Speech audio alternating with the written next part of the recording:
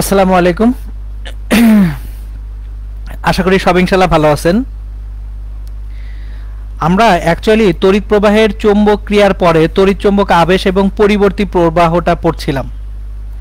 So গত ক্লাসে ছিল পরিবর্তী প্রবাহের লেকচার 2টা, যেটা ছিল এই লেকচার 2টাতে আমি আপনাদেরকে অ্যাকচুয়ালি পড়াচ্ছিলাম কি, আপনাদের লেকচার 2তে আমি পড়াচ্ছিলাম যে কোনো একটা কুণ্ডলীর নিজের মধ্যে দিয়ে কারেন্ট ফ্লো করার জন্য কুণ্ডলীর ভিতরে কি পরিমাণ তড়িৎ চৌম্বক আবেশ আসে। সো স্বকীয় আবেশটা পড়ছিলাম আমরা গত ক্লাসে। সো আজকে আমরা স্বকীয় আবেশ থেকে আগাবো। আমরা আজকে যেটা পড়বো সেটা হচ্ছে পারস্পরিক আবেশ দিয়ে শুরু করব, কিন্তু তার আগে গত ক্লাসের একটু হালকা রিভিউ করব আমি, জিনিসগুলো আমাদের আবার মনে পড়ার জন্য, জাস্ট নর্মাল রিভিউ।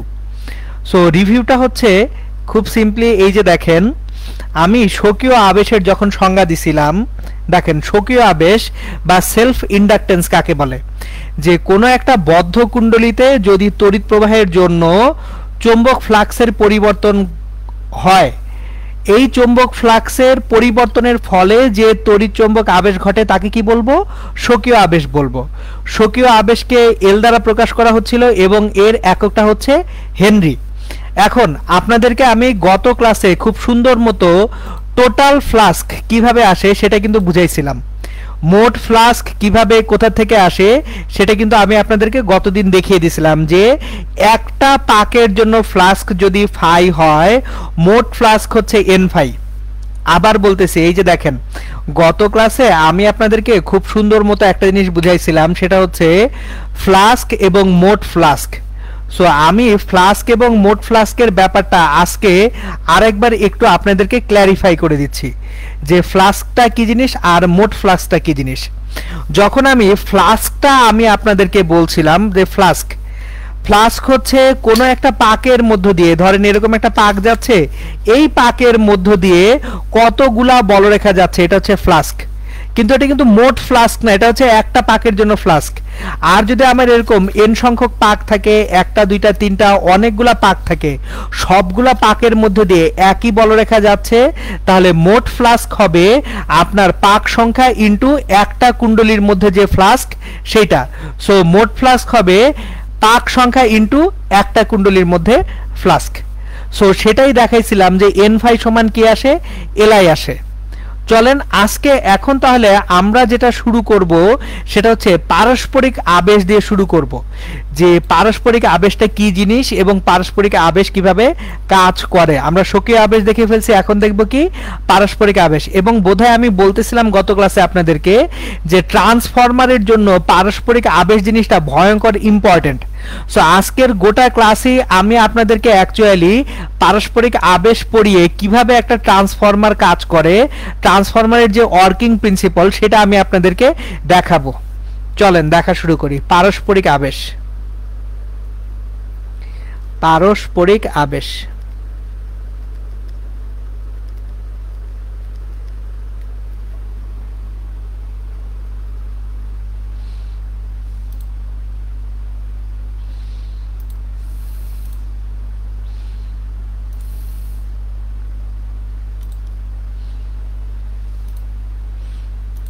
দেখেন, আমরা আজকে শুরু করব কি দিয়ে?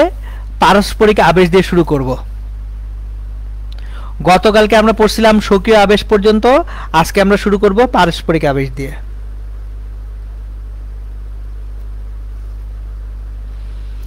পারস্পরিক আবেশ হচ্ছে একটা কুণ্ডলীর চৌম্বক ক্ষেত্রের বা তড়িৎ প্রবাহের পরিবর্তনের ফলে ভিন্ন একটা কুণ্ডলীতে যে পরিমাণ তড়িৎ চৌম্বক আবেশ তৈরি হয় তাকে পারস্পরিক আবেশ বলা হয়।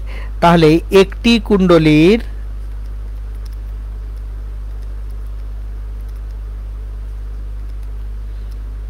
তড়িৎ প্রবাহ বা চৌম্বক ক্ষেত্রের পরিবর্তনের ফলে ভিন্ন একটি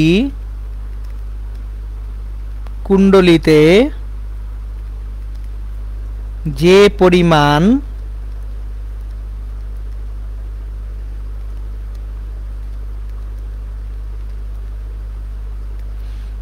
তড়িৎচালক শক্তি আবিষ্ট হয়। অ্যাকচুয়ালি পরিমাণ না, আমার যেহেতু এটা একটা ঘটনা, একটা কুণ্ডলীর তড়িৎ প্রবাহ বা চৌম্বক ক্ষেত্রের পরিবর্তনের ফলে ভিন্ন একটা কুণ্ডলীতে তড়িৎচালক শক্তি আবিষ্ট হয়, এই ঘটনাকে পারস্পরিক আবেশ বলে।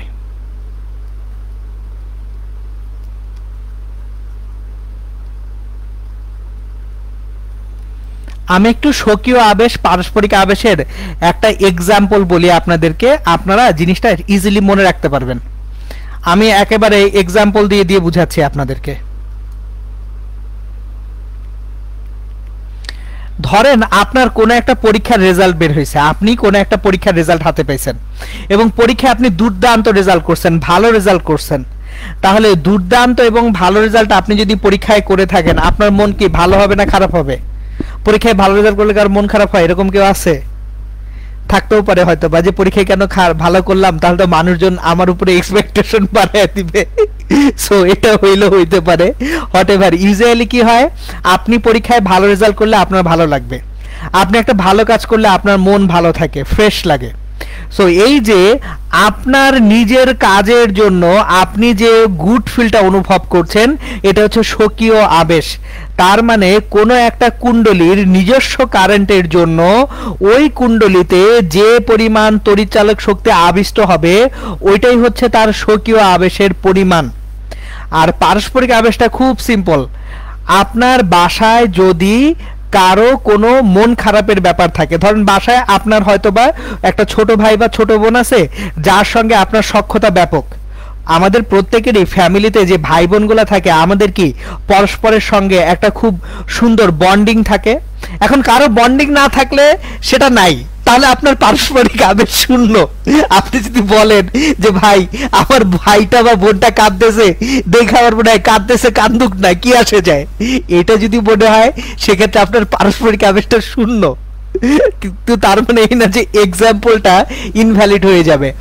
সো আপনার বাসায় অন্য কোনো একটা মেম্বারের মন ভালো হলে যদি আপনারও মন ভালো হয়, বা বাসায় সবাই ফুরফুরে মেজাজে আছে, আপনিও একটু ইনশাল্লাহ ফুরফুরে মেজাজে আছেন, এটা হচ্ছে পারস্পরিক আবেশ।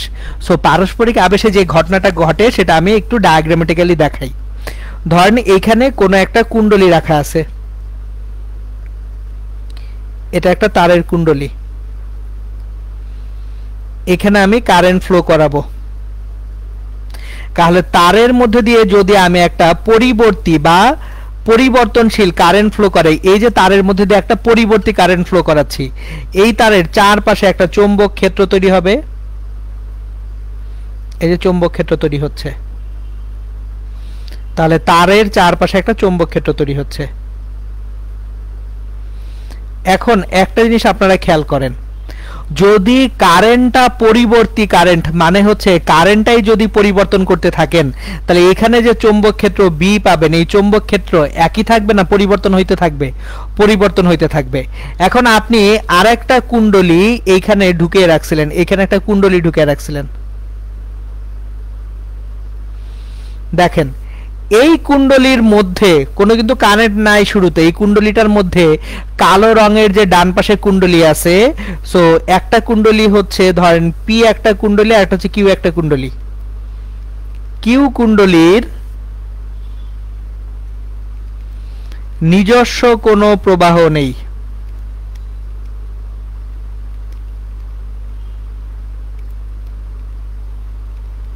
কিউ কুণ্ডলীর নিজস্ব কোনো প্রবাহ নেই। কিন্তু এই যে কিউ কুণ্ডলীটা আছে, এই কিউ কুণ্ডলীর মধ্য দিয়ে আমি একটা চৌম্বক ক্ষেত্র প্রবেশ করাচ্ছি, কার মাধ্যমে? পি এর মাধ্যমে। তাহলে পি এর চৌম্বক ক্ষেত্রের পরিবর্তনের ফলে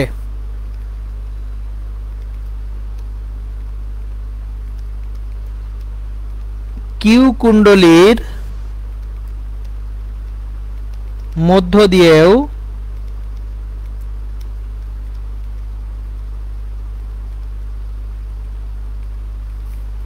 চৌম্বক ক্ষেত্রের পরিবর্তন ঘটে। আপনার পি এর চৌম্বক ক্ষেত্রের পরিবর্তনে কিউ কুণ্ডলীর চৌম্বক ক্ষেত্রের পরিবর্তন ঘটে। তাহলে কিউ কুণ্ডলীতে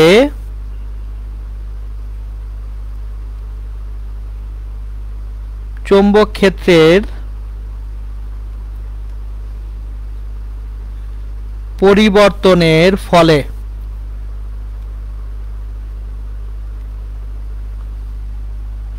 আমার যে কিউ কুণ্ডলীটা আছে এই কিউ কুণ্ডলীতে চৌম্বক ক্ষেত্রের পরিবর্তনের ফলে চৌম্বক ফ্লাস্কের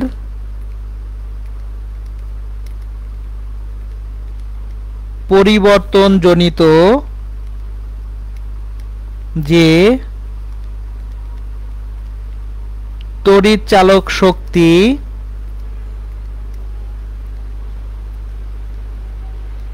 আবিষ্ট হয় তাই অ্যাকচুয়ালি কি পারস্পরিক আবেশ। তাহলে আমরা স্বকীয় আবেশ এবং পারস্পরিক আবেশ কি ঘটনাটা বুঝলাম। এখন আসেন এই পারস্পরিক আবেশটাকে আমরা এক্সপ্লেইন করি, ব্যাখ্যা করি পুরো জিনিসটাকে। ধরেন আমার দুইটা কুণ্ডলী পাশাপাশি রাখছি, এটা একটা কুণ্ডলী এ,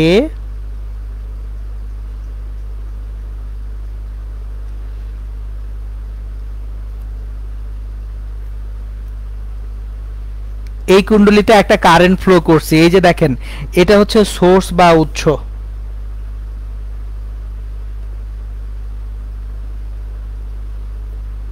তাহলে এ কুণ্ডলীতে একটা সোর্স লাগানো আছে, তার মানে এ কুণ্ডলীতে একটা কারেন্ট আই যাচ্ছে। তাহলে এ কুণ্ডলীর কারেন্ট আই এর জন্য এ কুণ্ডলীতে একটা চৌম্বক ক্ষেত্র তৈরি হয়ে থাকবে। এখন পাশে একটা বি কুণ্ডলী রাখবো,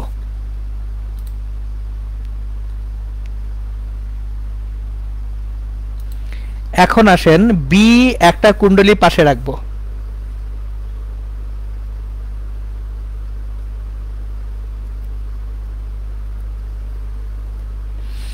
এখন এ কুণ্ডলীতে কারেন্টের জন্য এ কুণ্ডলী থেকে চৌম্বক বলরেখাগুলো তৈরি হয়ে বের হয়ে আসবে।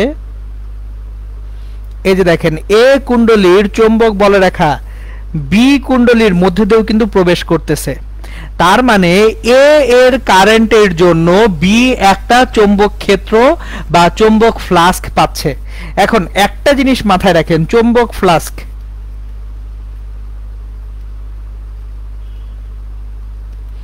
ফাই ইকুয়ালস টু চৌম্বক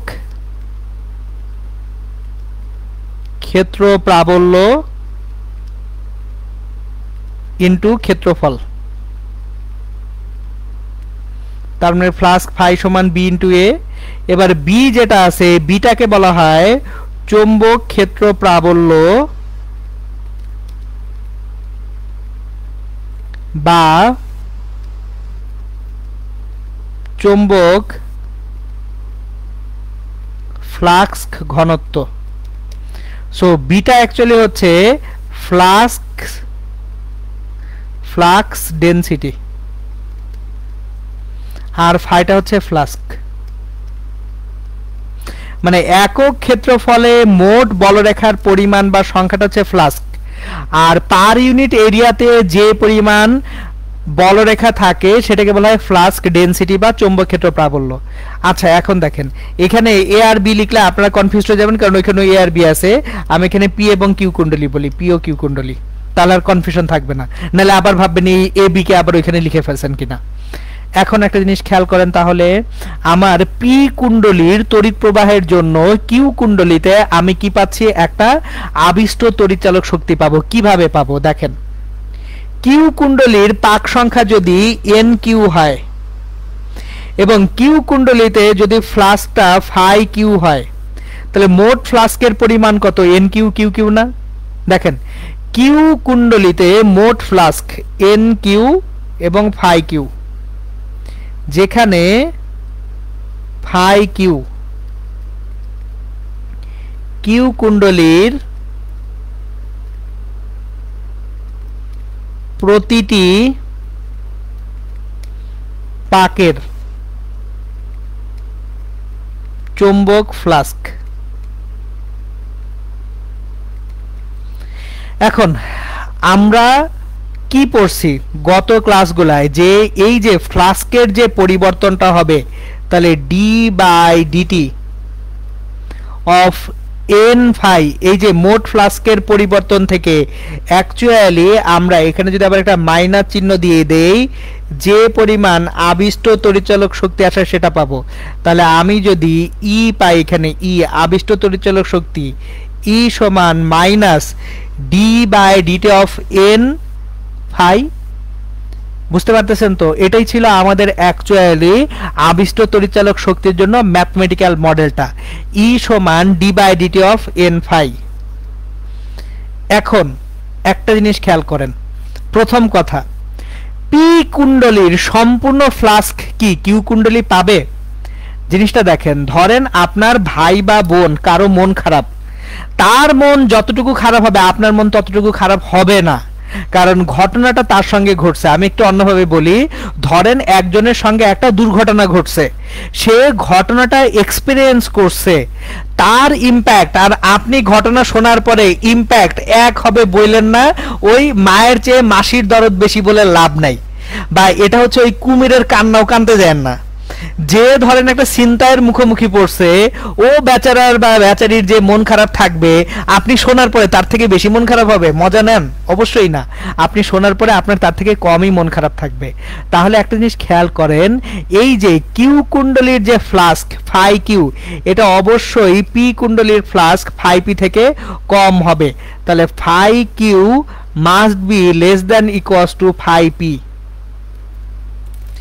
কারণ পি কুণ্ডলী নিজের কারেন্ট আছে তার, সো সম্পূর্ণ ফ্লাস্ক সে পাবেই, কিন্তু পাশের কিউ কুণ্ডলী সম্পূর্ণ ফ্লাক্স পাবে না, তার থেকে কম ফ্লাক্স পাবে।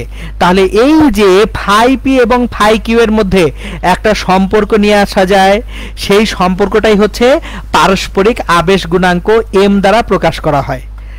সো আশা করি কনসেপ্টটুকু বুঝতেছেন যে আমার যদি পাশাপাশি দুইটা কুণ্ডলী থাকে, একটা কুণ্ডলীর ফ্লাস্কের জন্য আর একটা কুণ্ডলীতে একটা ফ্লাস্ক আবিষ্ট হবে। সো যে কুণ্ডলীতে কারেন্ট, ওই কুণ্ডলীর ফ্লাস্ক হবে অনেক বেশি, তাহলে পি কুণ্ডলীর ফ্লাস্ক এখানে বেশি হবে কিউ কুণ্ডলীর তুলনায়, কারণ পি কুণ্ডলী নিজে ফ্লাস্কটা জেনারেট করতেছে, কিন্তু কিউ কুণ্ডলী কিন্তু ফ্লাস্ক জেনারেট করে নাই, সে পাশের কুণ্ডলীর জন্য একটা ফ্লাস্ক কি করতেছে? অনুভব করতেছে। ওকে, এখন তাহলে দেখি আমাদের এখান থেকে, এখনো তো সূত্র শেষ হইল না, চলেন সূত্রটায় যাই। এখন আমি এই ডায়াগ্রামটাকে একটু কপি করি। আমরা এই ডায়াগ্রামটাকে নিয়ে যেহেতু কাজ করব,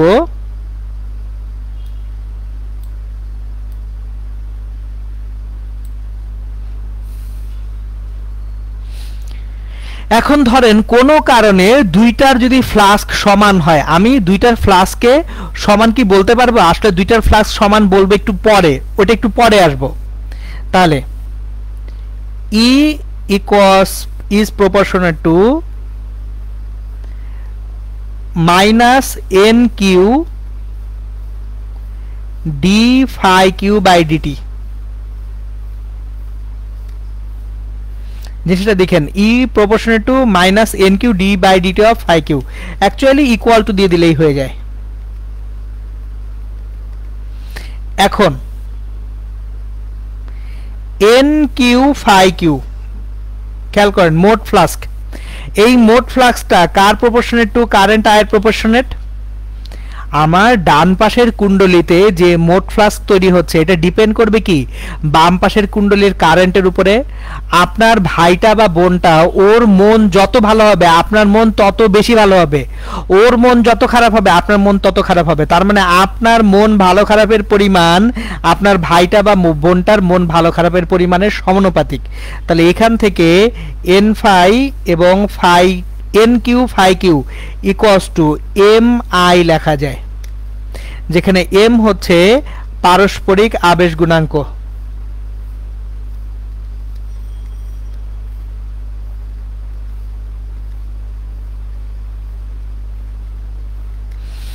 এখন এমটা যদি জিরো হয়ে যায়, যে এম জিরো, আমাদের সঙ্গে কোনো সম্পর্কই নেই, ভাইয়ের মন খারাপ হচ্ছে তো আমার কি আসে যায়, গুল্লি মারো, বোনের মন খারাপ হচ্ছে তো আমার কি আসে যায়, তখন এম এর মানটা জিরো হয়ে যায়। সো এখন দেখেন আমরা যদি এই ইকুয়েশনটা বসাই তাহলে পাবো ই সমান minus M DI by DT,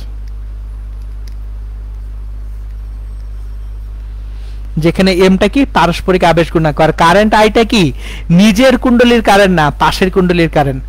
আমি এখানে আরো একটা এক্সাম্পল দেওয়ার জন্য এতক্ষণ ধরে বসেছিলাম, এখন এক্সাম্পলটা দিই। আপনার পাশের বাসায় কোনো একটা ভালো খাদ্যদ্রব্য রান্না হচ্ছে, আপনি বাসায় বসে গন্ধ পাচ্ছেন, সো এটাই হচ্ছে পারস্পরিক আবেশ। সো রান্না আপনার বাসায় হচ্ছে না, আপনার বাসায় রান্না হলে আপনি যে গন্ধ পাবেন সেটা হচ্ছে স্বকীয় আবেশ, আপনার পাশের বাসায় রান্না হলে আপনি যে গন্ধ পাবেন সেটা হচ্ছে পারস্পরিক আবেশ। দেখেন চৌম্বক বলরেখাটা শূন্য মাধ্যমের মধ্যে দিয়ে বিস্তারিত হয়। সো আপনার যদি বাসায় রান্না বান্না করেন, আপনি রান্না করতে গেছেন, সো আপনি হয়তো বা ভালোই এই যে করোনাকালীন পরিস্থিতিতে টুকটাক রান্না শিখে ফেলছেন ইনশাল্লাহ, তাহলে আপনি রান্না করতে গেলে একটা গ্রান বের হবে, আপনি তো গ্রানটা পাচ্ছেন, সবাই পাচ্ছে, এটা হচ্ছে স্বকীয় আবেশ নিজের কাজের জন্য। তাহলে রান্না যত ভালোভাবে করবেন তত সুন্দর রান্নার গন্ধ বের হবে, সেটা কিন্তু আপনার জন্য। কিন্তু পাশের বাসায় রান্না করার জন্য যদি আপনার বাসায় গন্ধটা আসে, পাশের বাসার রান্নাটা কত ভালো বা খারাপ তার সঙ্গে ডিপেন্ডেন্ট আপনি বাসায় কতটুকু গন্ধ ভালো বা খারাপ পাবেন। তখন কিন্তু কারেন্টটা আপনার বাসার না, কারেন্টটা হচ্ছে পাশের বাসার। সো আশা করি জিনিসটা এখন ক্লিয়ার হয়েছে আপনাদের। সো আমি দুইটা জিনিসকে পাশাপাশি আরেকবার লিখবো, স্বকীয় এবং পারস্পরিক আবেশ। স্বকীয় আবেশ হচ্ছে একটা কুণ্ডলীর নিজস্ব কারেন্টের জন্য ওই কুণ্ডলীতে যে তড়িৎচালক শক্তি আবিষ্ট হবে। সো কুণ্ডলীর নিজস্ব কারেন্টের জন্য কুণ্ডলীতে যে পরিমাণ কি আবিষ্ট হবে, তড়িৎচালক শক্তি, এটা হচ্ছে স্বকীয় আবেশ।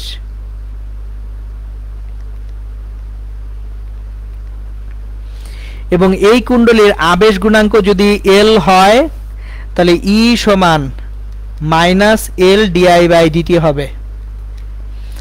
আর যদি একটা কুণ্ডলীর কারেন্টের পরিবর্তনের জন্য পাশের অন্য আরেকটা কুণ্ডলীতে তড়িৎচালক শক্তি আবিষ্ট হয়,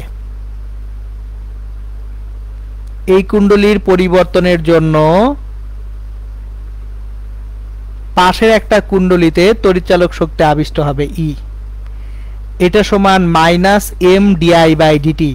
এখন দেখেন কারেন্টটা কার, এই পাশের কুণ্ডলীর কারেন্ট, এটার জন্য পাশের কুণ্ডলে একটা তড়িৎচালক শক্তি আবিষ্ট হচ্ছে।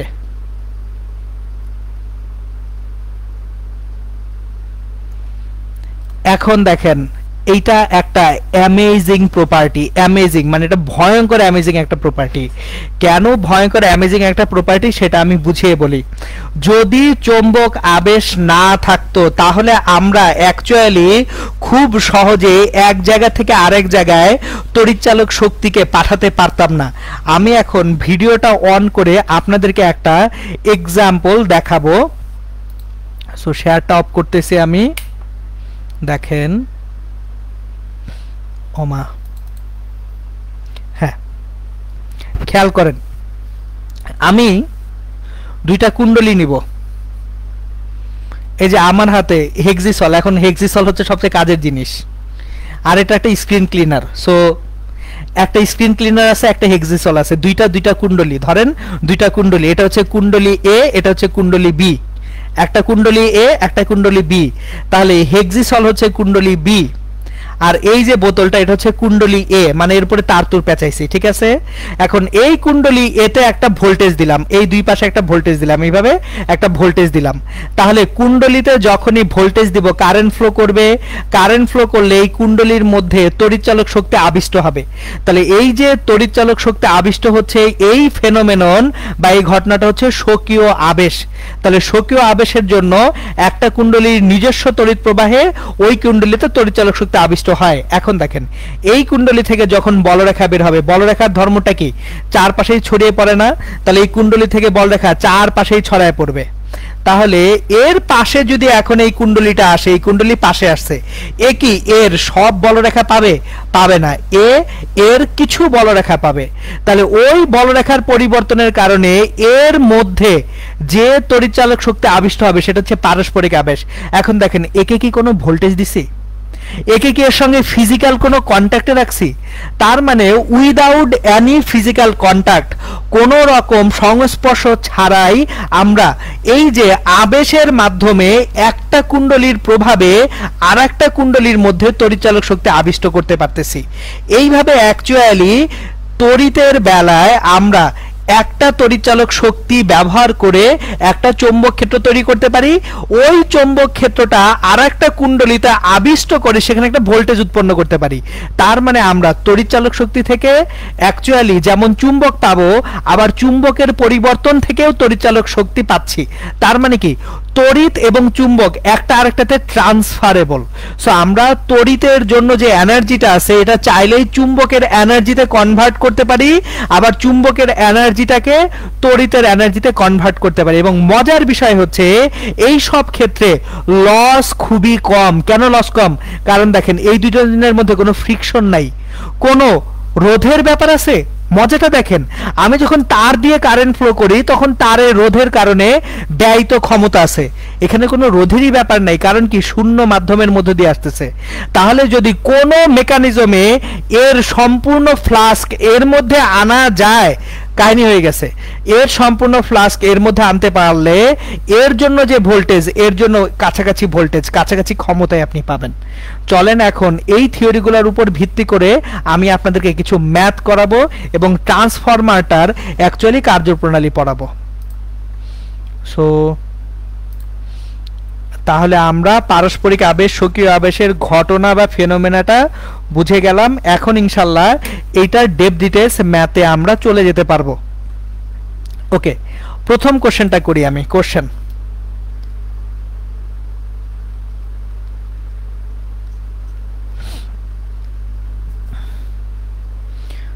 ধরেন এখানে একটা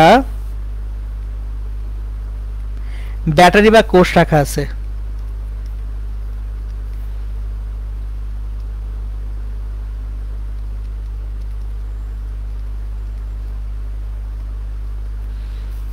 এখানে একটা কুণ্ডলী রাখা আছে, এই কুণ্ডলীর রোধ হচ্ছে 5 ওহম এবং এই বর্তনীতে কারেন্ট যাচ্ছে 20 অ্যাম্পিয়ার। সো প্রশ্ন করা হলো যদি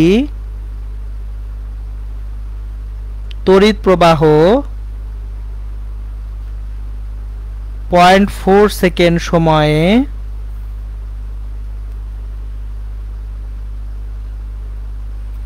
শূন্যে নেমে আসে। খেয়াল করেন আমার এখানে 0.4 সেকেন্ডে তড়িৎ প্রবাহটাকে শূন্যে নিয়ে আসলাম এবং এর ফলে কুণ্ডলীতে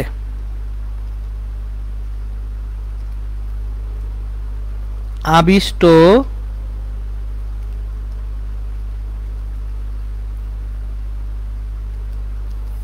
তড়িৎচালক শক্তি উৎপন্ন হয়।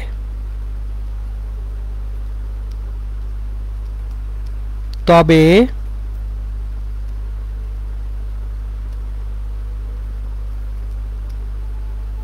কুণ্ডলীর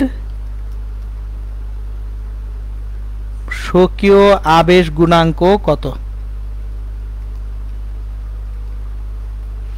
এটা হচ্ছে কোশ্চেন। দেখেন একটা কুণ্ডলী 5 ওহমের কুণ্ডলী, 120 ভোল্টের একটা কি দেওয়া আছে? কোষ দেওয়া আছে। কিন্তু একটু কোশ্চেনটায় দেখেন ঘাপলা আছে। সো ঘাপলাটুকু আগে বের করতে শিখবেন। যে কোনো কোশ্চেন যখন দেখবেন কোশ্চেনের মধ্যে জ্ঞানজাম কই আছে, সেই জ্ঞানজামটা যদি আপনি ধরে ফেলতে পারেন তখন দেখবেন কোশ্চেনটা অ্যান্সার করা খুব সহজ হয়ে যায়। এই কোশ্চেনের জ্ঞানজামটা কোথায় আছে একটু কি কেউ বলতে পারবেন? জাস্ট কোশ্চেনটা দেখে দেখেন তো কোশ্চেনে একটা জ্ঞানজাম দেখা যায় কিনা। ভালো মতো খেয়াল করেন, কোশ্চেনে একটা গ্যাঞ্জাম জাস্ট চর্মচক্ষে দেখা যায় কিনা। একটা গ্যাঞ্জাম আছে, আমি একটু ওয়েট করতেছি, আপনারা আমাকে বলেন কোশ্চেনে গ্যাঞ্জাম কই। কোশ্চেনটা একটা গ্যাঞ্জাম আছে, আমাকে গ্যাঞ্জামটা ধরায় দেন।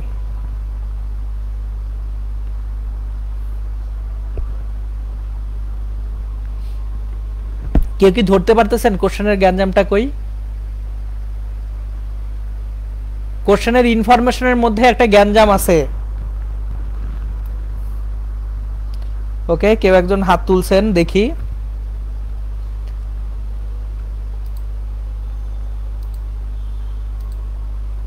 হ্যাঁ বলেন,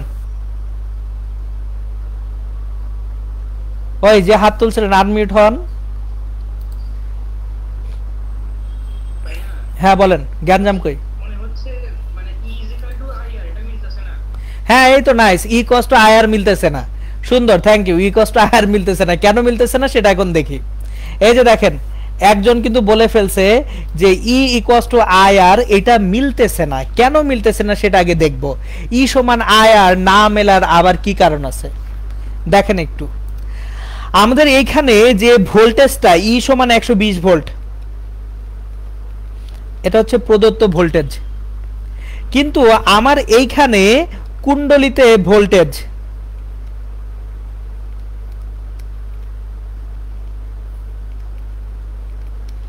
equals to I into R, 20 into 5, কুণ্ডলিতে 100 ভোল্ট পাচ্ছেন, দিছেন 120 ভোল্ট, কুণ্ডলিতে পাচ্ছেন 100 ভোল্ট, তাহলে 20 ভোল্ট কই চলে গেল? এই 20 ভোল্টে হচ্ছে আবিষ্ট তড়িৎচালক শক্তি। তাহলে আবিষ্ট তড়িৎচালক শক্তি উৎপন্ন হওয়ার কারণকে বাধা দিবে না, সো আবিষ্ট তড়িৎচালক শক্তি, এখানে আবিষ্ট তড়িৎচালক শক্তি উৎপন্ন হচ্ছে কার জন্য? 120 ভোল্টের জন্য, এইটাকে বাধা দিচ্ছে, এইটাকে বাধা দিচ্ছে, তাহলে কতটুকু? 20 ভোল্ট বাধা দিচ্ছে। তাহলে 20 ভোল্ট বাধা দিচ্ছে বলে আপনি আউটকাম হিসেবে কত ভোল্ট পাচ্ছেন? 100 ভোল্ট পাচ্ছেন। সো 20 ভোল্ট হচ্ছে আবিষ্ট তড়িৎচালক শক্তি, তাহলে ই ইকুয়ালস টু 20। এখন যেহেতু আবিষ্ট তড়িৎচালক শক্তি উৎপন্ন হওয়ার কারণকে বাধা দেয়, ই সমান 20 হবে না -20 হওয়া উচিত, -20 হওয়া উচিত। আমি যেটা করি, আমি অ্যাকচুয়ালি ম্যাথ করার সময় এল ডিআই বাই ডিটি এইভাবে লিখে ফেলি কোন রকম ঝামেলা ছাড়া, কারণ আমি তো জানি এটা নেগেটিভ হবে।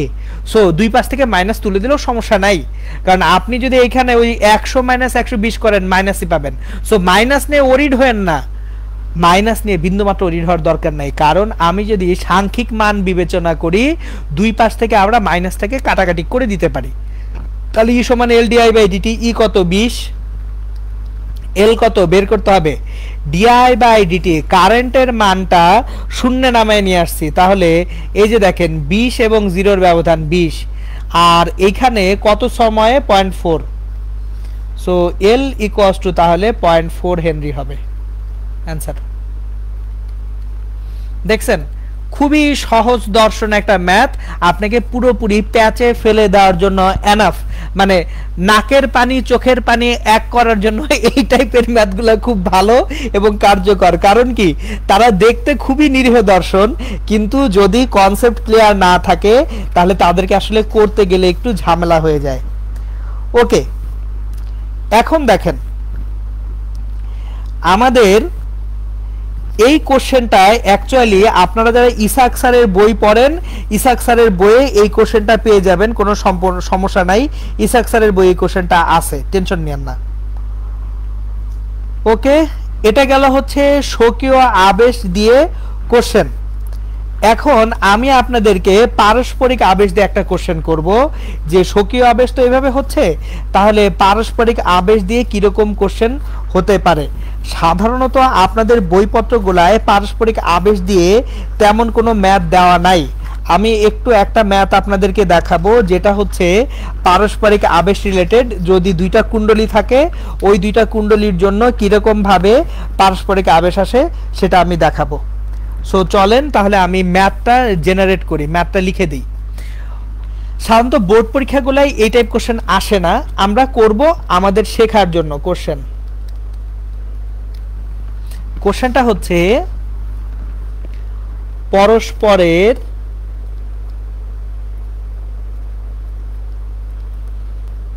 কাছাকাছি দুইটি কুণ্ডলী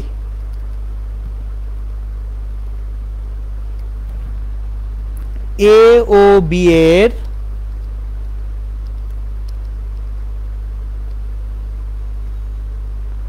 পাক সংখ্যা যথাক্রমে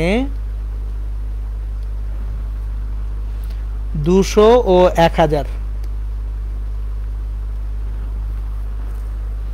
কুণ্ডলী এ দিয়ে 2 অ্যাম্পিয়ার তড়িৎ প্রবাহে এ কুণ্ডলীতে 2.4 ইন্টু 10 পাওয়ার -4 ওয়েবার এবং বি কুণ্ডলীতে 1.6 ইন্টু 10 পাওয়ার -4 ওয়েবার চৌম্বক ফ্লাস্ক উৎপন্ন হয়।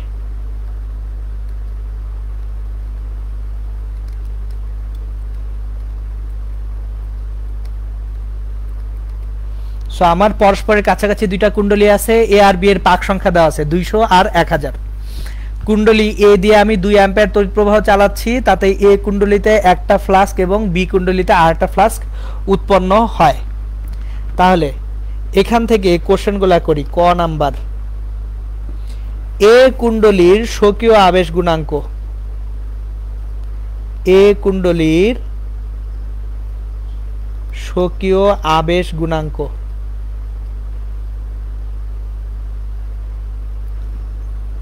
খ নাম্বার,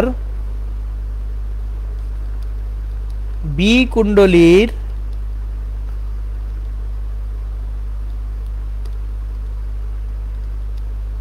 পারস্পরিক আবেশ গুণাঙ্ক।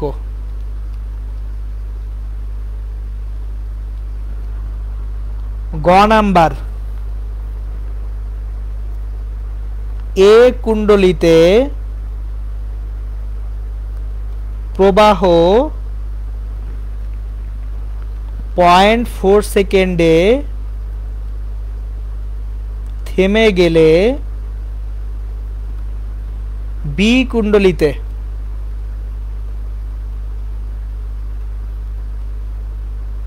আবিষ্ট তড়িৎচালক শক্তি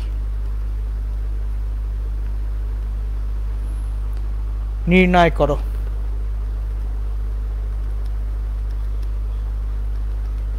দেখেন, এটা হচ্ছে কোশ্চেন।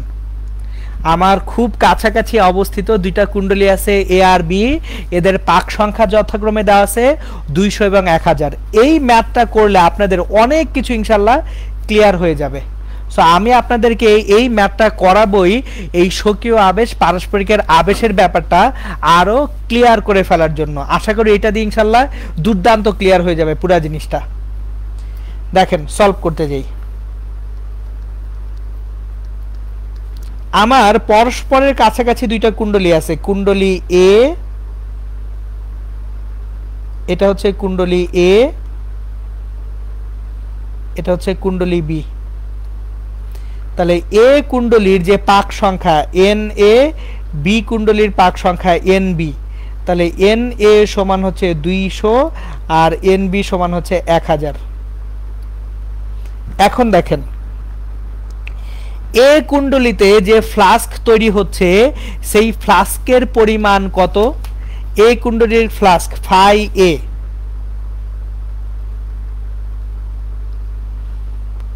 তাহলে একটা জিনিস খেয়াল করেন, এ কুণ্ডলীতে ফ্লাস্ক, তার মানে এটা কি মোট ফ্লাস্ক না? একটা জিনিস খেয়াল করেন, আপনারা ম্যাথ করার সময় যদি পুরো জিনিসটা না বুঝে করেন তাহলে সমস্যায় পড়বেন। কি বলছে?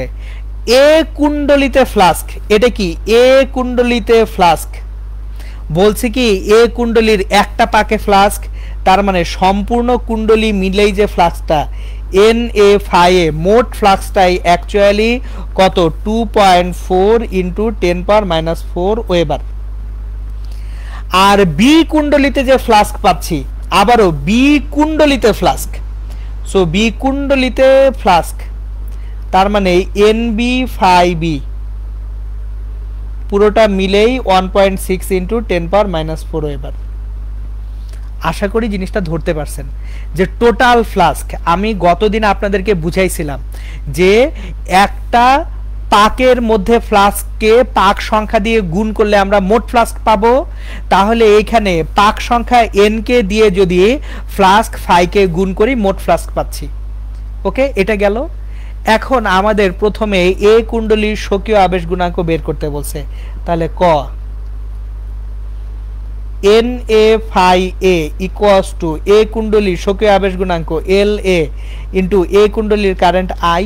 দেখেন আমার এন ফাই সমান এল আই পড়ছিলাম না, আমি এই যে গত লেকচারটাই যদি আপনাদেরকে খুলে দেখাই, দেখেন একটু ভালো মতো খেয়াল করেন, মোট ফ্লাস্ক এন ফাই সমান এল আই, সো ভুলে যাবেন না কিছু, এন ফাই সমান কি এল আই, তাহলে এখানে কি লিখবো এন ফাই সমান এল আই, তাহলে এ কুণ্ডলীর জন্য তাহলে এ কুণ্ডলীর পাক সংখ্যা এন এ নিব, এ কুণ্ডলীর ফ্লাস্ক ফাই এ নিব সমান এল এ ইন্টু আই।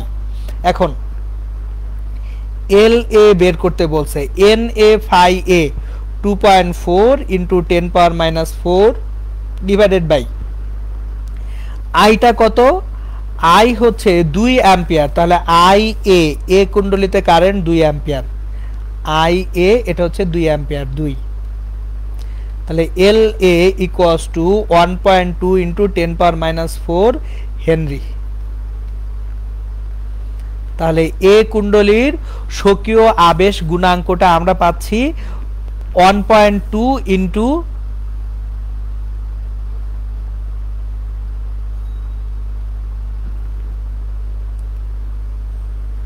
10⁻⁴ হেনরি। ওকে, এখন আসেন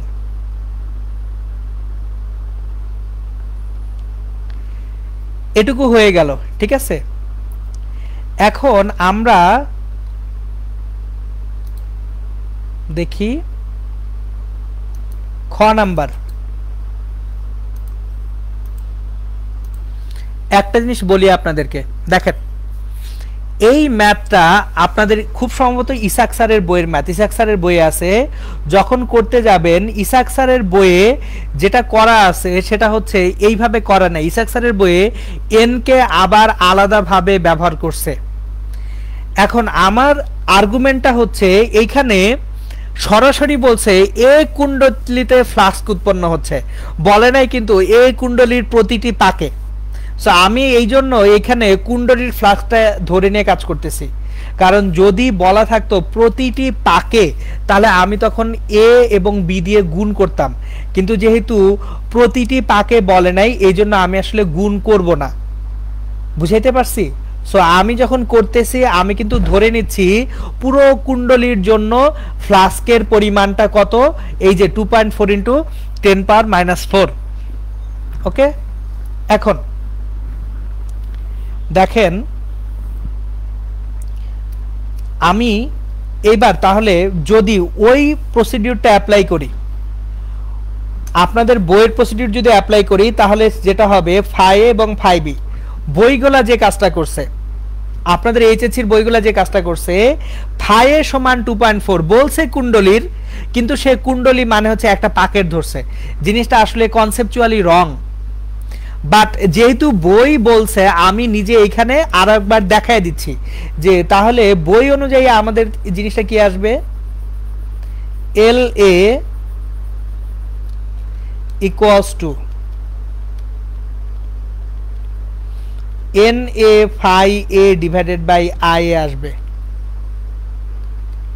এন এ হচ্ছে কত 200, phi A 2.4 into 10⁻⁴ divided by I হচ্ছে 2, তাহলে এখান থেকে অ্যান্সারটা আসবে 0.024 হেনরি। এখন আমি বইয়েরটাই ফলো করতেছি এই কারণে, কারণ নাম্বার দিন শেষে আপনার বই অনুযায়ী স্যাররা খাতাগুলো দেখবেন। সো আমি আরেকবার রিপিট করে দিচ্ছি যে জিনিসটা আমার কাছে মোটেও পছন্দের না, কনসেপচুয়ালি এখানে একটু ঘাপলা আছে। কুণ্ডলিতে ফ্লাস্ক মানে কি, মোট পুরো কুণ্ডলীর ফ্লাস্ক হওয়া উচিত, আমাকে তো বলে নাই কুণ্ডলীর একটা পাকে ফ্লাস্ক। কারণ একটা কুণ্ডলীর ফ্লাস্ক আর একটা পাকের ফ্লাস্ক দুইটা যে আলাদা এটা তো আমি আপনাদেরকে খুব ক্লিয়ারলি বুঝিয়ে দিছি। তাহলে এই ম্যাথটায় যেহেতু ইসাক স্যারের বইয়ে কুণ্ডলীর ফ্লাস্ক বলতে আসলে শুধু একটা পাকের ফ্লাস্ক বলছে, ঠিক আছে, তাহলে আমরা মেনে নিচ্ছি, আমরা মেনে নিয়ে সেটা করতেছি। কারণ এখন যদি আমি অন্যভাবে করি এবং আপনাদের স্যাররা যদি আবার কেটে দেন তখন তো আপনারা আমারে ধরবেন, দিবেন মাইর, যে ভাই স্যাররা তো ওইভাবে নাম্বারটা দিল না, এভাবে দিল। ওকে, এখন আসেন আমরা এইটার পরের অংশটুকু করতে যাব। আমরা পরের অংশটুকু করি। দেখেন তাহলে আমরা অ্যাকচুয়ালি এই যে এইটা আর করতেছি না, আমরা এইটা করতেছি। আমরা এখানে কুণ্ডলীর ফ্লাক্স বলতে কুণ্ডলীর একটা পাকের ফ্লাক্স বুঝে নিচ্ছি। সো আমরা তাহলে এটাই করি, যেহেতু বই এটা করে রাখছে। এরপর আসেন পরের অংশে যাই, খ নাম্বারে যাই। আমরা খতে কি জানতে চাওয়া হয়েছে? বি কুণ্ডলীর পারস্পরিক আবেশ গুণাঙ্ক কত? তাহলে বি কুণ্ডলীর পারস্পরিক আবেশ গুণাঙ্ক বের করতে বলছে, তার মানে কি এম বের করতে বলা হয়েছে। বি কুণ্ডলীর জন্য এম কত সেটা বের করতে বলছে। তাহলে বি কুণ্ডলীর জন্য দেখেন এন বি ফাই বি সমান এম আই এ। বি কুণ্ডলীতে যে তড়িৎচালক শক্তি আবিষ্ট হচ্ছে সেটা কার কারেন্টের জন্য? এ কুণ্ডলীর কারেন্টের জন্য। এই জন্য এন বি ফাই বি সমান M I A. N B কত? 1000। ফাই বিটা কত? ফাই বি হচ্ছে 1.6 into 10⁻⁴। M I A, M হচ্ছে পারস্পরিক আবেশ গুণাঙ্ক। তাহলে এমটা যদি পারস্পরিক আবেশ গুণাঙ্ক হয়ে থাকে, এমটা আমাদেরকে বের করতে হবে। আই এ কারেন্টটা কত? আই হচ্ছে 2। তাহলে M equals to 1000 into 1.6 into 10⁻⁴ divided by 2। So এখানে এম এর মান যেটা পাবো আমরা সেটা আসবে 0.08 হেনরি। এটা হচ্ছে এম এর মান।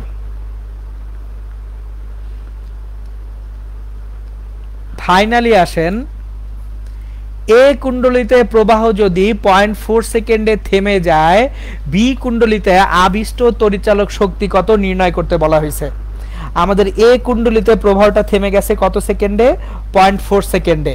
তাহলে বি কুণ্ডলীতে আবিষ্ট তড়িৎচালক শক্তি নির্ণয় করতে বলা হয়েছে। এখন দেখেন এ কুণ্ডলীতে প্রবাহটা 0.4 সেকেন্ডে থেমে গেছে না? দেখেন তো এ কুণ্ডলীতে প্রবাহ থামছে কত সেকেন্ডে? 0.4 সেকেন্ডে। তাহলে ই সমান M D I A by DT. খেয়াল করে দেখেন ই সমান M D I A by DT পারস্পরিক আবেশের জন্য। তাহলে বি কুণ্ডলীর পারস্পরিক আবেশ গুণাঙ্ক 0.08। ডিআইএ বাই ডিটি 2 অ্যাম্পিয়ারের পরিবর্তন হচ্ছে কত সেকেন্ডে? 0.4 সেকেন্ডে। এই যে তাহলে এখান থেকে আমরা যেটা পাবো, আমাদের এইখানে 0.4 ভোল্ট আসবে অ্যান্সার। এই হচ্ছে একেবারে স্বকীয় আবেশ এবং পারস্পরিক আবেশের আদ্যপান্ত পুরো ডিটেলস আমি আপনাদেরকে পড়াই দিলাম, পুরো ম্যাপ করাইলাম, কি হওয়া পসিবল কি হওয়া পসিবল না সব বলে দিলাম। এইবার আসেন একটা যন্ত্র ট্রান্সফরমার নামক একটা যন্ত্র আছে, এই যন্ত্রটা কেন দরকার সেটা আজকে এখন আপনাদেরকে বুঝাবো। যে ট্রান্সফরমার নামক একটা যন্ত্র কেন দরকার পড়বে, কি লাগবে, এই যন্ত্রটা না থাকলে কি হবে সেটা আমরা আজকে বুঝবো। যন্ত্র পড়ার আগে যন্ত্রটা কেন কাজে লাগবে সেটা আমাদের বোঝা খুব জরুরি। সো চলেন এই অংশটুকু আমি আপনাদেরকে খুব স্লোলি বুঝাবো, কারণ এই অংশটুকু যদি না বুঝেন তাহলে ট্রান্সফরমার কেন লাগবে সেটাই বুঝতেছেন না, হুদাই যন্ত্র বানাইলে হবে। আপনি কারণই জানেন না যন্ত্র কেন বানাবেন। যন্ত্র বানাইতে পারেন কিন্তু বিজ্ঞানীরা তা করে না, ইঞ্জিনিয়াররা তা করে না। সো ট্রান্সফরমার বা রূপান্তরক,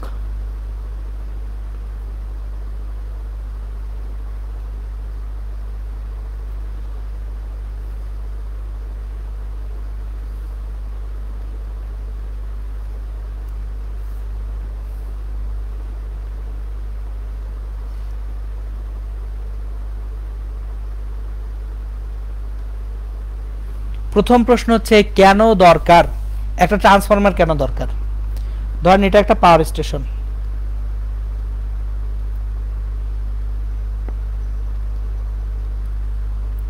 তাহলে কোন একটা পাওয়ার স্টেশনে যেটা থাকে সেটা কি জেনারেটর।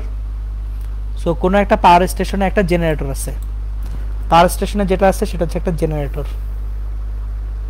সো এটা একটা জেনারেটর। সো এই যে একটা পাওয়ার স্টেশনে একটা জেনারেটর আছে, আমরা একটা জেনারেটর রাখবো।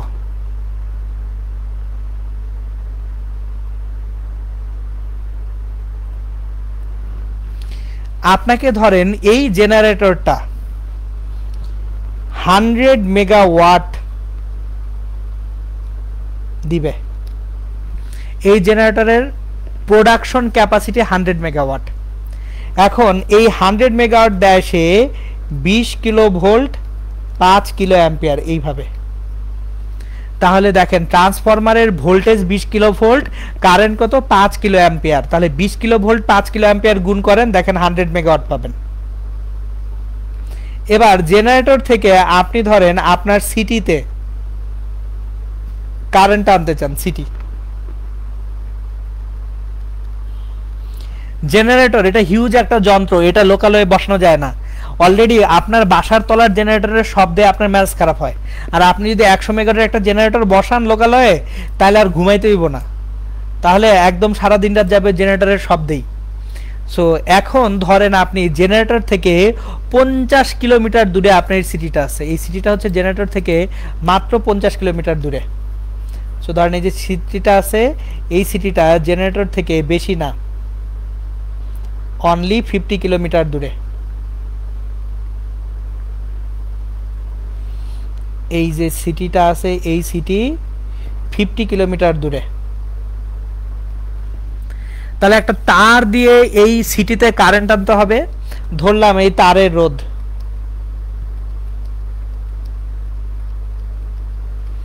বেশি না 10 ওহম, বুঝছেন? 50 কিলোমিটার একটা তারের রোধ করছি 10 ওহম, তার মানে কি এটা কি সুপার কন্ডাক্টর টাইপ হয়ে গেছে না? হাইলি কন্ডাক্টিভ একটা ওয়্যার নিছি, মাত্র 10 ওহমের একটা তার আমরা জেনারেটর থেকে সিটি পর্যন্ত ব্যবহার করতেছি কারেন্টটা কি করার জন্য, আনার জন্য। এখন দেখেন আমার যদি এই জেনারেটরটা দিয়ে 10 ওহমের তারের মধ্যে দিয়ে 5 কিলো অ্যাম্পিয়ার তড়িৎ প্রবাহ আনি, তাহলে যে পাওয়ার লস হবে P equals to I square R, তাহলে I square 5 into 10 cube whole square into R হচ্ছে 10, 25 into 10 power 6 into 10, 250 into 10 power 6, 10 power 6 মানে মেগা, 250 মেগাওয়াট ক্ষয় হবে। তৈরি করছেন 100 মেগাওয়াট, 250 মেগাওয়াট ক্ষয় হয়েছে, কিছু আসছে সিটিতে? কিছুই আসে নাই, সর্বনাশে ব্যাপার স্যাপার। আপনি একটা জেনারেটর দিয়ে একটা পাওয়ার তৈরি করছেন, কিন্তু সেই পাওয়ারের কিছুই সিটি পর্যন্ত আনতে পারেন নাই, রাস্তাতেই সব শেষ। ইভেন পুরা রাস্তাও আসবে না, 250 মেগাওয়াট ব্যয় হচ্ছে, 50 কিলোমিটারে ব্যয় হবে 250 মেগাওয়াট। তার মানে কি আপনার প্রত্যেক 10 কিলোমিটারে অ্যাকচুয়ালি 5 মেগাওয়াট করে ব্যয় হবে, সরি 5 মেগাওয়াট না, প্রত্যেক 10 কিলোমিটারে 50 মেগাওয়াট করে ব্যয় হবে। তার মানে কারেন্টটা মাত্র 20 কিলোমিটার আসতে পারবে, 20 কিলোমিটার আসার পরেই মরে ভূত, আর কিছু নাই। 100 মেগাওয়াট পাঠাইছেন, রাস্তার মধ্যেই উহা শেষ হয়ে গেছে, খুব বাজে অবস্থা না? সো অ্যাকচুয়ালি দূরবর্তী স্থানে এইভাবে তড়িৎ প্রবাহ পাঠানো যায় না।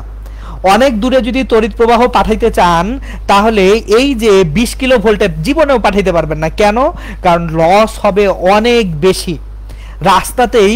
এটাকে বলা হচ্ছে পাওয়ার লস, হিট লসও বলা হয়, যে ডিউ টু ওয়্যার রেজিস্ট্যান্স, তারের রোধের জন্যই রাস্তায় কি হয়ে যাচ্ছে, লস হয়ে যাচ্ছে। এখন তাহলে কি করার, চলেন দেখি কি করা যেতে পারে। সলিউশন কি? সলিউশন হচ্ছে আপনি কি চাইলে তারের রোধ কমাইতে পারবেন? সম্ভব। এটা কিন্তু বেসম্ভব না, কুসম্ভব ব্যাপার। তারের রোধ কমাইতে গেলে কপালে দুর্গতি আছে। মাত্র 10 ওহম রোধ দিছি, 50 কিলোমিটার তারের দৈর্ঘ্য। সো আপনি এটাকে আরো কমাইতে চান, এটা অসম্ভব একটা ব্যাপার। সো তারের রোধ যেহেতু কমানো যাচ্ছে না, আমরা এখন যেটা করব সেটা হচ্ছে এই যে সিটিতে আমরা যখন পাচ্ছি জিনিসটা, সিটিতে যখন জিনিসটা পাবো, ওইটাকে পাওয়ার আগেই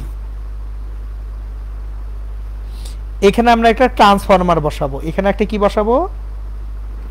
ট্রান্সফরমার বসাবো। ট্রান্সফরমারের কাজ হচ্ছে সে ভোল্টেজটা চেঞ্জ করবে কিন্তু ক্ষমতাকে একই রাখবে। সো তাহলে আমরা একটা ট্রান্সফরমার বসায় দিব যার কাজ হচ্ছে ভোল্টেজটা চেঞ্জ করবে ক্ষমতা একই রেখে। তাহলে এটা হচ্ছে একটা ট্রান্সফরমার।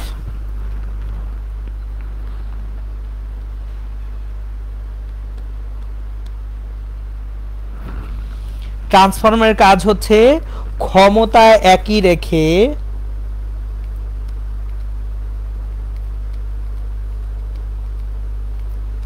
ভোল্টেজ চেঞ্জ করে। এখন ধরেন এই ট্রান্সফরমারটা ভোল্টেজটা 10 গুণ বাড়াবে, 200 কিলোভোল্ট ভোল্টেজ করবে, তাহলে কারেন্ট কি 10 গুণ কমবে না? দেখেন P সমান VI, ক্ষমতা P সমান কি VI, তাহলে V যদি 10 গুণ বাড়ে, I কি 10 গুণ কমবে যাতে Pটা কি থাকে, ধ্রুব থাকে। এখন ব্যয়িত ক্ষমতা P প্রাইম ইকুয়ালস টু পরিবর্তিত current I square into R। পরিবর্তিত কারেন্ট হচ্ছে 0.5 kilo ampere, 0.5 into 10 cube whole square into R কত, 10 ওহম। তাহলে দেখেন 0.5 হোল স্কয়ার 0.25 ইনটু 10 ইনটু 10⁶, মাত্র 2.5 মেগাওয়াট ব্যয় হচ্ছে। খেয়াল করেন, আপনি কিছুই করেন নাই, শুধুমাত্র ভোল্টেজটাকে 10 গুণ করে দিবেন, ক্ষমতা একই আছে, কারেন্টটা 10 গুণ কমে গেছে, তাতে আপনার সিটিতে এসে পৌঁছাবে কত, 100 মেগাওয়াট পাঠাইছিলেন, পৌঁছাবে 97.5 মেগাওয়াট। বুঝতেছেন? ইফিসিয়েন্সি বা কর্মদক্ষতা 97.5%। তাহলে দূরবর্তী অবস্থানে আমাকে যদি এইভাবে তড়িৎ প্রবাহ পাঠাইতে হয়, তার মানে ট্রান্সফরমার দিয়ে ভোল্টেজটাকে কি করতে হবে, বাড়ায় নিতে হবে। সো যদি ট্রান্সফরমার না থাকতো আমরা ভোল্টেজটা বাড়াইতে পারতাম না এবং দূরবর্তী অবস্থানে কি পাঠাইতে পারতাম না, ক্ষমতা পাঠাইতে পারতাম না। আশা করি জিনিসটা একদম ক্রিস্টাল ক্লিয়ার করতে পারছি। এখন তাহলে দেখেন ট্রান্সফরমারের মূল কাজ কি, দূরবর্তী অবস্থানে ট্রান্সফরমার তাহলে কি করতে সাহায্য করে, দূরবর্তী অবস্থানে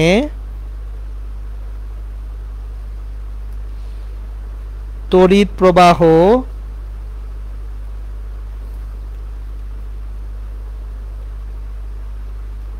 প্রেরণের জন্য ভোল্টেজ বাড়িয়ে ও কারেন্ট কমিয়ে, এটাকে বলা হয় ট্রান্সমিশন পাওয়ার লস।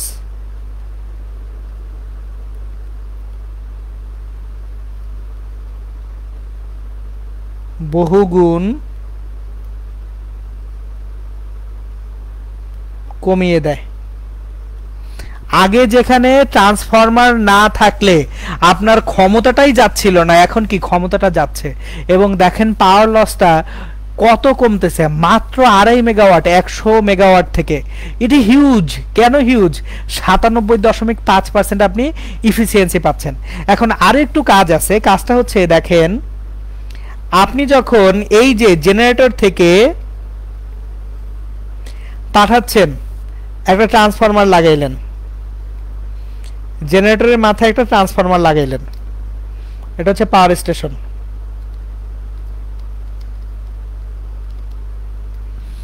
একটা কোশ্চেন আছে, আমি কোশ্চেনটা করব একটু পরে, টেনশন নিয়েন না, আমি একটা কোশ্চেন একটু পরে করব। জেনারেটর, এটা হচ্ছে ট্রান্সফরমার।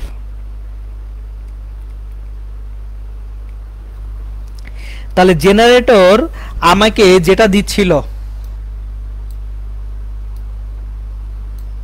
জেনারেটর আমাকে দিচ্ছিল 20 কিলো ভোল্টে 5 কিলো অ্যাম্পিয়ার। এটা ট্রান্সফরমারকে ফিড ইন করলাম। ট্রান্সফরমার, এই ট্রান্সফরমারটা হচ্ছে স্টেপ আপ ট্রান্সফরমার।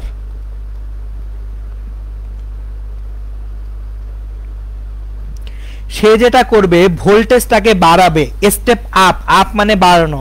তাহলে ভোল্টেজটাকে বাড়ায় সে 200 কিলো ভোল্ট করলো, কারেন্টটাকে কমায় সে 0.5 কিলো অ্যাম্পিয়ার করে দিল। এইবার এইখানে যখন আসবো, শহরে যখন ঢুকবে, এই যে 200 কিলো ভোল্ট আবার তো অনেক বেশি ভোল্টেজ, এত ভোল্টেজ তো আবার ব্যবহার করতে পারবো না বাসা বাড়িতে। সো আমরা তাহলে আবার এখানে আরেকটা ট্রান্সফরমার ব্যবহার করব, যেটা হচ্ছে স্টেপ ডাউন ট্রান্সফরমার। তাহলে সিটিতে যখন আবার আমি ঢুকবো, তখন এখন তো আবার বেশি দূরে পাঠানোর দরকার নাই, এখন আরেকটা ট্রান্সফরমার আছে, এই ট্রান্সফরমারটা হবে স্টেপ ডাউন।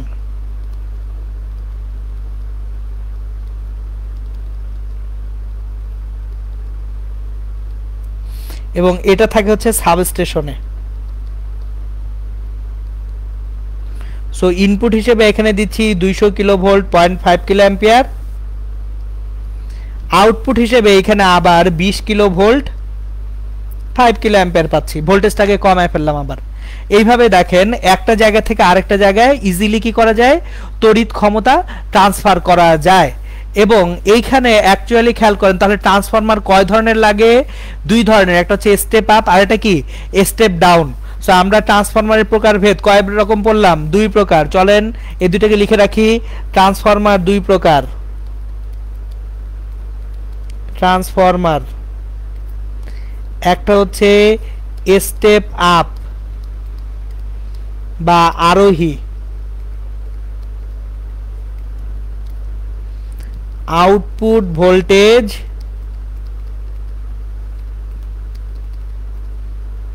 ইনপুট ভোল্টেজ অপেক্ষা বড়।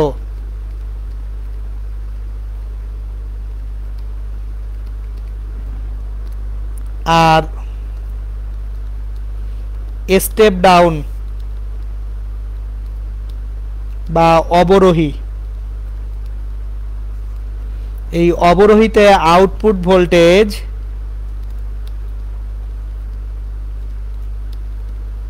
ইনপুট ভোল্টেজ অপেক্ষা ছোট।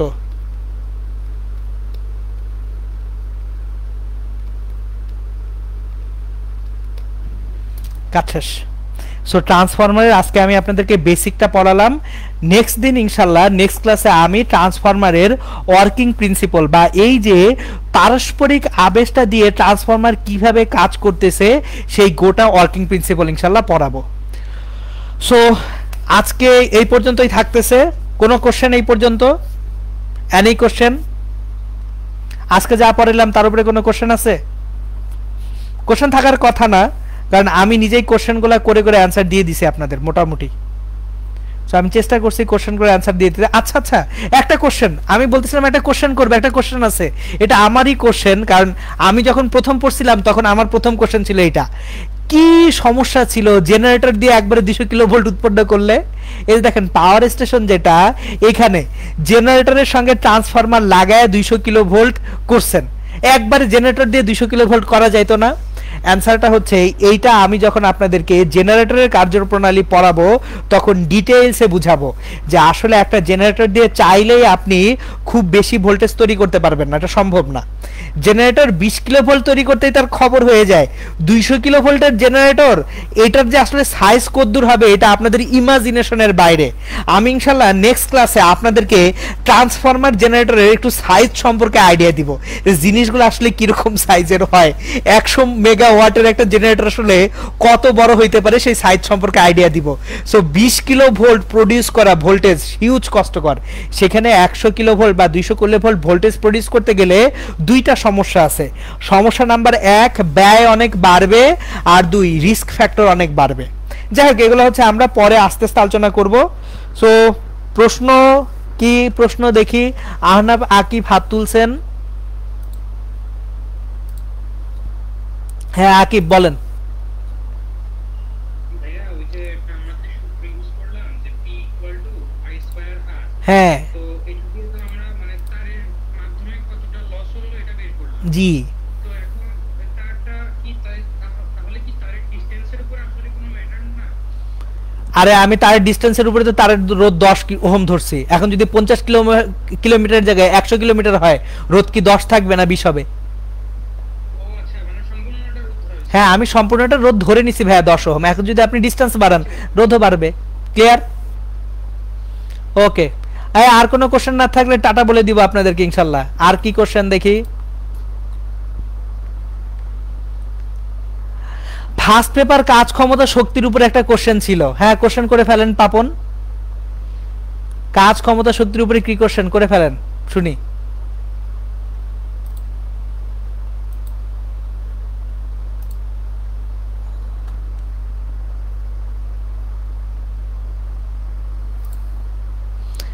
পাপন আপনার কোশ্চেনটা বলে ফেলেন, টাইপ করতে সময় লাগে। আচ্ছা হ্যাঁ বুলেট তক্তায় প্রবেশের একটা এমসিকিউ শর্টকাট দেখাইছিলাম। হ্যাঁ দেখাইছিলাম, তো এখন কি হয়েছে কোন? ভাইয়া হ্যাঁ বলেন। ঢাকা কলেজে তো এক্সাম, এই জন্য হ্যাঁ বলছিলাম আর কি যদি এটা আরেকবার দেখাতে পারতেন। হ্যাঁ আরেকবার আজকে রাত্রেই তো হচ্ছে, আমি কাজ শক্তি ক্ষমতা পড়াচ্ছি, ওখানে দেখাই দিব ভাই ইনশাল্লাহ। আচ্ছা আপনি কি ওই গ্রুপে নাই? এটা হ্যাঁ হ্যাঁ হ্যাঁ। হ্যাঁ আমি আজকে রাত্রে এমসিকিউ সময়টা দেখাবো। হ্যাঁ বলেন।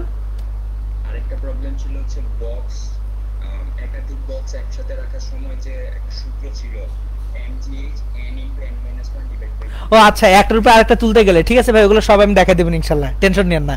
মানে আপনার প্রবলেম হচ্ছে কাজ শক্তি ক্ষমতায় ওই বিভিন্ন ক্ষেত্রে কৃতকাজ।